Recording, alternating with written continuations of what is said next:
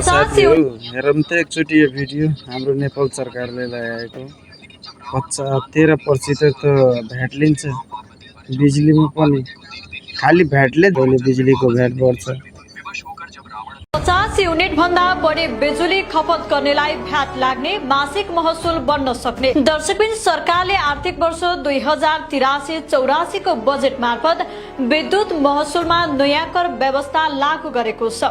अब मासिक 50 युनिट भन्दा बढी विद्युत खपत गर्ने उपभोक्ताले विद्युत बिलमा मूल्य अभिवृद्धि कर भ्याट तिर्नुपर्ने व्यवस्था गरिएको छ। सरकारले विद्युत सेवामा लाग्दै आएको भ्याट छुटमा हटाउने निर्णय गरेसँगै 50 युनिट भन्दा बढी खपत गर्ने घरायसी उपभोक्ताको मासिक बिजुली बिल बढ्ने भएको हो। यस व्यवस्थाले कम खपत गर्ने उपभोक्तालाई भने तत्काल असर नपर्ने बताइएको छ।